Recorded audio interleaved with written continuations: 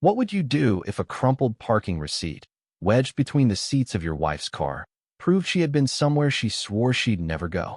It was 2:14 a.m., and the only light in the garage came from my phone screen, glowing pale against the windshield.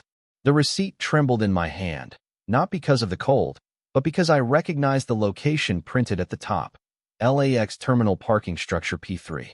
Date stamped. Time stamped. Just 3 nights ago, she had told me she was at a late meeting downtown. I remember staring at it, my chest tightening, my mind trying to build excuses for her. Traffic mix-ups, borrowed cars, anything. But deep down, something darker had already taken root. Because the receipt wasn't the first thing that felt wrong, it was just the first thing I could hold.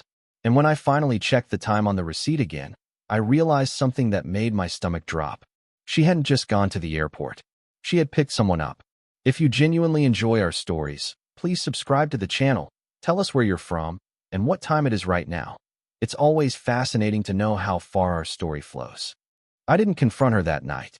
That's the thing about betrayal. The moment you suspect it, you're still weak. Still hoping you're wrong. Still clinging to the version of your life that hasn't shattered yet. So I folded the receipt carefully and slid it into my wallet like evidence. When I walked back inside our house in Sherman Oaks, she was asleep on the couch, TV still playing some reality show. Her face looked peaceful, almost innocent. That's what made it worse. I stood there longer than I should have, staring at her, trying to reconcile the woman I married with the one who had lied to me so easily. The next morning, she acted normal. Too normal. Morning, she said, sipping coffee at the kitchen counter. You're up early. Couldn't sleep, I replied. She didn't even look at me when she said, work stress? I nodded, watching her carefully. No guilt.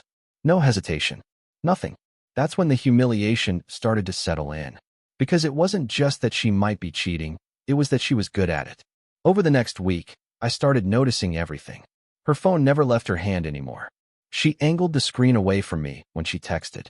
She started going out more, girls' nights, networking events, client dinners. But the biggest change? She stopped touching me. No random hugs. No kisses before bed.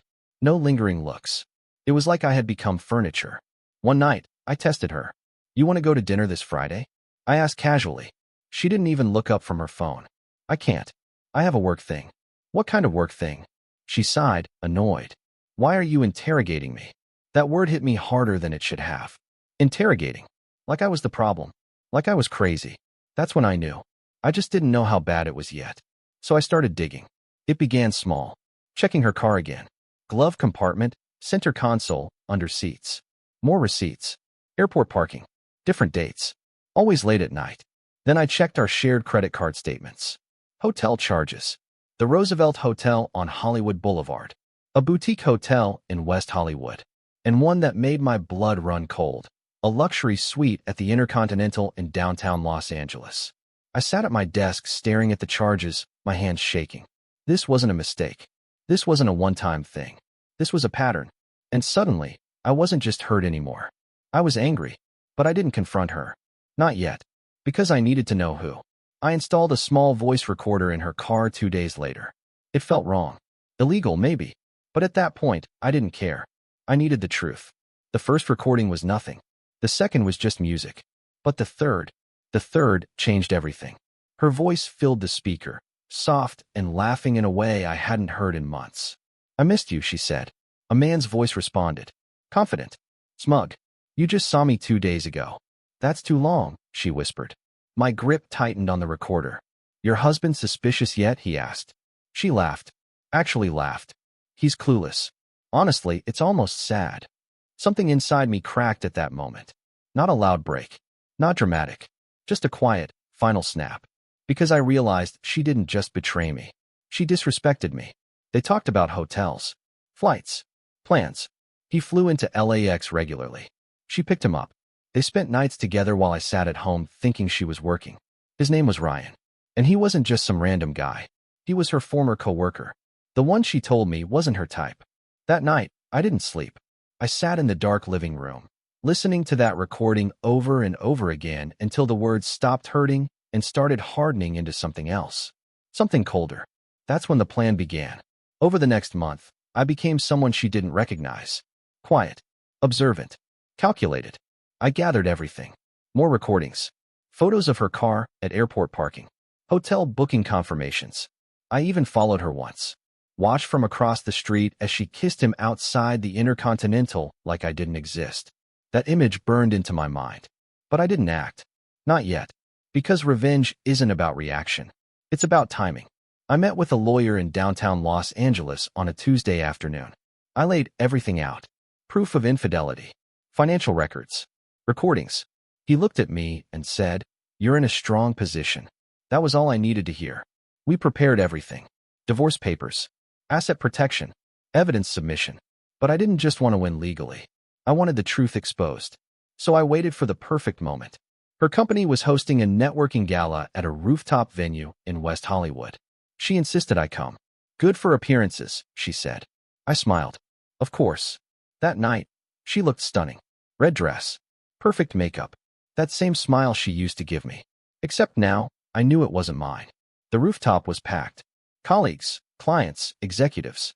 And Ryan, standing near the bar like he belonged there. They locked eyes when she walked in. Subtle, but I saw it. Everything was in place. Halfway through the night, I walked up to the event coordinator. "I'd like to say a few words," I said. A few minutes later, I stood in front of everyone, microphone in hand. My heart was calm. Steady. "Good evening," I began. "I just wanted to say how proud I am of my wife." She smiled from across the crowd. Ryan smirked. I continued. "She's incredibly dedicated, hardworking, and apparently very good at scheduling." A few confused chuckles. I reached into my pocket, pulled out the folded receipt. Especially when it comes to late-night airport pickups, hotel bookings, and juggling two relationships at once. Silence. I saw her face change. Pale. Panicked. "What are you doing?" she whispered as I stepped closer. I handed the microphone to the sound technician, and then I played the recording. Her voice echoed across the rooftop. Clear. Undeniable. Gasps spread through the crowd. Ryan's smirk vanished. She froze. For a moment, the entire world seemed to stop. Then chaos. People whispering. Phones coming out. Her boss staring at her in disbelief. Ryan trying to slip away. I stepped in front of him. "Going somewhere?" I asked quietly. He didn't answer. Didn't need to. The damage was already done. Within weeks, everything collapsed around her. Her job. Gone. Her reputation. Destroyed. Ryan disappeared back to wherever he came from. Coward. The divorce was quick. Clean. In my favor. She tried to call me once. I didn't answer. She texted. I made a mistake. I never replied. Months later, I saw her once. By accident. At a grocery store in Burbank. She looked smaller. Weaker. Like the life had been drained out of her. She saw me. Started to walk over. Then stopped. Because she knew. There was nothing left to say. I turned and walked away. No anger. No satisfaction. Just emptiness. Because the truth is, revenge doesn't fix you. It just makes sure they feel what you felt. That night, back in my quiet house, I sat alone in the dark. The silence was heavy, but it was honest. And as I stared at the empty space where her laughter used to be, I realized something that stayed with me long after everything was over. Some betrayals don't just end relationships. They erase the person you used to be. The end,